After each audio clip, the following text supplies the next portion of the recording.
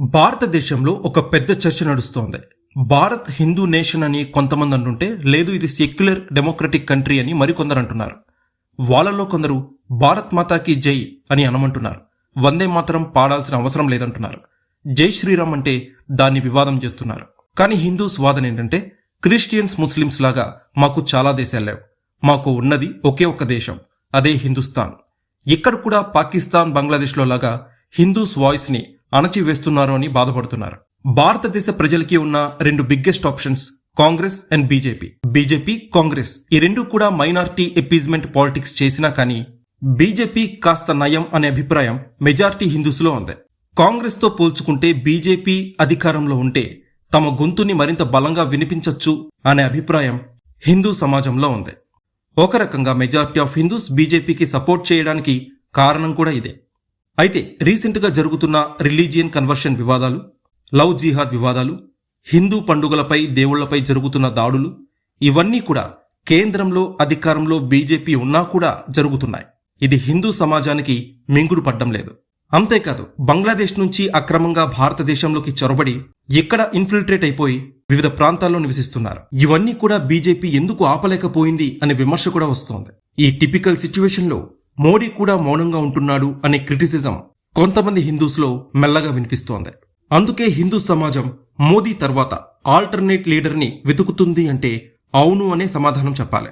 ఆ alternate option ఎవరో కాదు, యూపీ సీఎం యోగి ఆదిత్యనాథ్. ఉత్తరప్రదేశ్ లో గ్యాంగ్స్టర్స్ కి యోగి అంటే హడల్. లా అండ్ ఆర్డర్ ఫాలో అవ్వకపోతే ఎవరికైనా సరే బుల్డోజర్ ట్రీట్మెంటే. యోగి వచ్చాక యూపీలో క్రైమ్ రేట్ చాలా వరకు తగ్గింది. నిజానికి ఏ భారతీయుడైనా కోరుకునేది ఇదే. సేఫ్ కండిషన్స్ లో ఉండాలి. తప్పు చేసిన వాళ్ళకి ఇమ్మీడియట్ గా శిక్ష పడాలి. ఎవరు కూడా ఒక రిలీజియన్ ని టార్గెట్ చేసే లీడర్ ని ఎన్నుకోవడానికి ఇష్టపడరు. కరప్షన్ అండ్ క్రైమ్ రేట్ లేకుండా ప్రభుత్వాన్ని ఎలా నడుపుతున్నాడు అని మాత్రమే చూస్తారు. అందుకే ఇప్పుడు Indian Hindus choice Yogi Adityanath అయ్యాడు. సో ఇలాంటి లీడర్ ప్రైమ్ మినిస్టర్ అయితే ఎలా ఉంటుంది అనే డిస్కషన్ జరుగుతుంది. ఇన్ కేస్ వచ్చే ఎలక్షన్స్ లో ఎన్డీఏ గెలిస్తే యోగి ఆదిత్యనాథ్ భారత్ కి తదుపరి ప్రైమ్ మినిస్టర్ అవుతారా? ఇది కేవలం సోషల్ మీడియాలో జరిగే ప్రచారమేనా, లేక రియాలిటీలో దీనికి ఏమన్నా ఛాన్స్ ఉందా? తెలుసుకుందాం.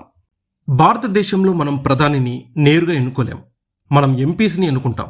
ఆ ఎంపీల్లో మెజారిటీ ఉన్న పార్టీ తన లీడర్ని పీఎంగా సెలెక్ట్ చేస్తుంది. అంటే యోగి ఆదిత్యనాథ్ ప్రధాని అవ్వాలంటే ముందు బీజేపీ ఈ నిర్ణయం తీసుకోవాలి. ప్రస్తుతం BJP face one and only Narendra Modi గారు. మోదీ ఉండగా యోగి ఆదిత్యనాథ్కి పీఎంగా ఛాన్స్ ఉందా అంటే లేదు. యోగి రేసులోకి రావాలంటే లీడర్షిప్లో ట్రాన్సిషన్ జరగాలి, అంటే నాయకత్వ మార్పు జరగాలి, లేదా మోదీ రిటైర్ అవ్వాలి. బీజేపీలో నాయకత్వ మార్పు అంటే అది కేవలం పార్టీ అంతర్గత విషయం మాత్రమే కాదు. బీజేపీ తీసుకునే కొన్ని బలమైన నిర్ణయాల వెనక ఆర్ఎస్ఎస్ ఇన్ఫ్లుయెన్స్ చాలా ఎక్కువ. ఆర్ఎస్ఎస్ ని బీజేపీకి బ్రెయిన్ అని చెప్పొచ్చు. బీజేపీలో బడా leaders prime minister Narendra Modi మొదలుకొని అమిత్ షా, రాజ్నాథ్ సింగ్, నితిన్ గడ్కరీ వీళ్ళంతా కూడా ఆర్ఎస్ఎస్ నుంచి వచ్చిన వాళ్లే. గ్రౌండ్ లెవెల్లో కార్యకర్తల బలం, ఎలక్షన్ మొబిలైజేషన్ అంతా కూడా ముఖ్యంగా ఆర్ఎస్ఎస్ చేతుల్లోనే ఉంటుంది. ఇక యోగి ఆదిత్యనాథ్ డైరెక్ట్ గా ఆర్ఎస్ఎస్ ప్రచారక్ కాకపోయినా యోగి హిందుత్వ ఐడియాలజీ ఆర్ఎస్ఎస్ కి పర్ఫెక్ట్ గా సెట్ అవుతుంది. సో ఆర్ఎస్ఎస్ సపోర్ట్ లేకుండా బీజేపీలో ఎవరైనా సరే పీఎం చైర్ తాకడం అనేది ఇంపాసిబుల్.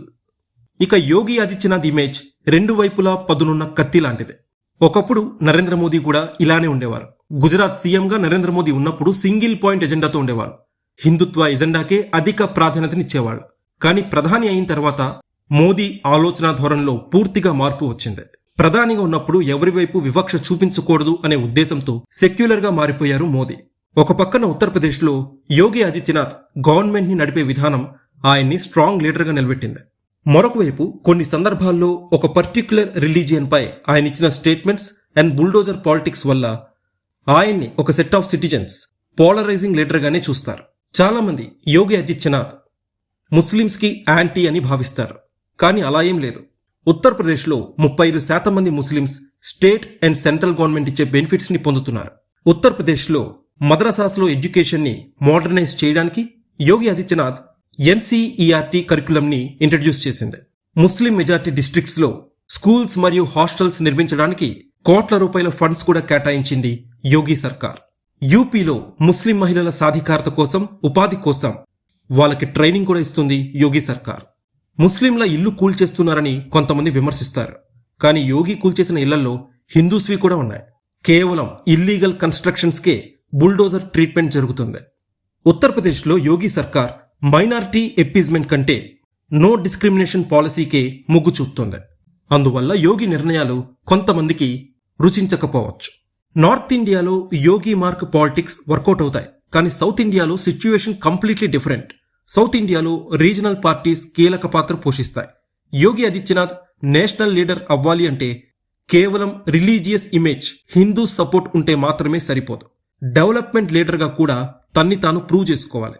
అంటే న్యూట్రల్స్ ని కూడా యోగి ఆదిత్యనాథ్ మెప్పించాలి. లైక్ గుజరాత్ని బాగా డెవలప్ చేశాడు కాబట్టే మోదీకి అంత బాగా పేరొచ్చింది. తన స్టేట్ని డెవలప్ చేశాడు అనే పేరు తెచ్చుకున్న తర్వాతే మోదీ పీఎం అయ్యారు. అలానే యోగి కూడా యూపీ విషయంలో ఆ బ్రాండ్ ఇమేజ్ తెచ్చుకోవాలి.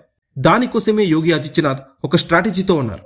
యోగి ఇప్పుడు ఉత్తరప్రదేశ్ని 1 ట్రిలియన్ ఎకానమీగా మార్చే పనిలో ఉన్నారు. ఇది సక్సెస్ అయితే యోగి ఆదిత్యనాథ్ ప్రధానికి అర్హుడు అనే నినాదం మరింత బలపడుతుంది. అంతేకాదు మోదీ గారు 2029లో రిటైర్ అవుతారా లేదా అనేది కూడా ఇప్పుడు ఇండియన్ పాలిటిక్స్ లో $1 మిలియన్ క్వశ్చన్. ఇప్పుడు నరేంద్ర మోదీ గారికి 75 ఏళ్ళు. 2029 నాటికి 79 సంవత్సరాలు వస్తాయి. బీజేపీలో ఒక అనఫీషియల్ రిటైర్మెంట్ ఏజ్ లిమిట్ ఉంది. లాల్ కృష్ణ అద్వానీ, మురళీ మనోహర్ జోషి ఇలాంటి వాళ్ళందరూ కూడా 75 ఏళ్లు పూర్తయ్యాక బీజేపీలో మార్గదర్శక్ మండల్ అంటే అడ్వైజరీ బోర్డుకి వెళ్లారు. దీనివల్ల మోడీ కూడా రిటైర్ అవుతారని అపోజిషన్ ఆర్గ్యుమెంట్స్ చేస్తోంది. ముఖ్యంగా అరవింద్ కేజ్రీవాల్ ఈ విషయాన్ని పదే పదే చెప్పారు. కానీ ఆర్ఎస్ఎస్ కి మోదీ ఒక ఎక్సెప్షన్. ఎందుకంటే మోదీ ఆర్ఎస్ఎస్ ఐడియాలజీని సక్సెస్ఫుల్ గా ఇంప్లిమెంట్ చేశారు. రామ్ మందిర్ నిర్మాణం కావచ్చు, ఆర్టికల్ 370 రద్దు విషయం కావచ్చు, ఇవన్నీ కూడా మోదీ హయాంలో తీసుకున్న నిర్ణయాలే. అంతేకాదు ప్రస్తుతం బీజేపీలో మోదీ కంటే పెద్ద మాస్ లీడర్ ఎవరూ లేరు. ఇక మన్ కీ బాత్ లో రీసెంట్ గా మోదీ ఇచ్చిన హింట్స్ బట్టి చూస్తే మోదీ ఇంకా వికసిత్ భారత్ 2047 టార్గెట్ తో లాంగ్ టర్మ్ ప్లాన్ తో ఉన్నారు. మీకు 75 ఏళ్ళు వచ్చాయి కదా, మీరు రిటైర్ అవుతారా అంటే ఇంకో 25 సంవత్సరాలు మిగిలింది కదా అని చెప్పి మోదీ సమాధానం ఇచ్చారు. దాన్ని బట్టి మోదీ విజన్ ఏంటో మీకు అర్థమయ్యే ఉంటుంది. ఇక ఆర్ఎస్ఎస్ ఎప్పుడు పవర్ పాలిటిక్స్ కంటే ఐడియాలజీకే ప్రిఫరెన్స్ ఇస్తుంది. నరేంద్ర మోదీ వల్ల ఆర్ఎస్ఎస్ ఐడియాలజీ స్ట్రాంగ్ గా ఉన్నంత వరకు ఆర్ఎస్ఎస్ ఆయన్ని ఫోర్స్ చేసి రిటైర్ చేయనివ్వదు. కానీ ఒకవేళ పార్టీ గ్రాఫ్ తగ్గినా లేదా ఇంటర్నల్ గా డిస్సాటిస్ఫాక్షన్ వచ్చినా ఆర్ఎస్ఎస్ అప్పుడు కొత్త లీడర్షిప్ కోసం ప్రయత్నిస్తుంది. అప్పుడే మిగతా లీడర్స్ లైక్ యోగి ఆదిత్యనాథ్ లేదా అమిత్ షాకి ఛాన్స్ వస్తుంది. ఇక రైట్ నో బీజేపీలో పీఎం చైర్ కి మోదీ తర్వాత యోగి ఆదిత్యనాథ్ కి ఎవరు కాంపిటీషన్ ఇస్తున్నారో తెలుసుకుందాం. అమిత్ షా బీజేపీలో master mind and perfect strategist. Ground level నుంచి పార్టీ ఆర్గనైజేషన్ పట్ల ఫుల్ కంట్రోల్ ఉంది. ఎలక్షన్ విన్నింగ్ మిషన్ గా పేరుంది. మోదీకి కూడా చాలా close. Nitin Gadkari development focused leader. Clean image ఉంది ఈయనకి. అలానే భారతదేశంలో రోడ్ వేస్ వేయడంలో కావచ్చు, ఇన్ఫ్రాస్ట్రక్చర్ ప్రొవైడ్ చేయడంలో కావచ్చు చాలా సక్సెస్ అయ్యారు. ఈయన వచ్చిన తర్వాతే నేషనల్ హైవేస్ చాలా అభివృద్ధి చెందాయి. Rajnath Singh senior most and experienced leader in BJP. Rajnath Singh defence minister అయిన తర్వాతే ఇండియన్ డిఫెన్స్ చాలా బలపడింది. ఫైనల్ గా చెప్పాలంటే యోగి ఆదిత్యనాథ్ పీఎం అవడం ఇంపాసిబుల్ అయితే కాదు. కానీ అది చాలా ఫ్యాక్టర్స్ పై డిపెండ్ అయి ఉంటుంది. ఇండియాలో పొలిటికల్ టైమింగ్ ఎలా ఉంది, ఆర్ఎస్ఎస్ అప్రూవల్ ఇస్తుందా లేదా, అండ్ మెయిన్ గా నార్త్ మరియు సౌత్ యాక్సెప్టెన్స్. సో మీరేమనుకుంటున్నారు? నరేంద్ర మోదీ తర్వాత BJP next prime minister option Yogi ఆదిత్యనాథేనా, లేకపోతే అమిత్ షా, నితిన్ గడ్కరీ, వేరే ఎవరైనా యంగ్ లీడర్కి ఛాన్స్ ఉందనుకుంటున్నారా? మీ అభిప్రాయాన్ని కామెంట్ సెక్షన్లో షేర్ చేయండి. మరిన్ని ఇంట్రెస్టింగ్ వీడియోస్ కోసం please like, share and subscribe.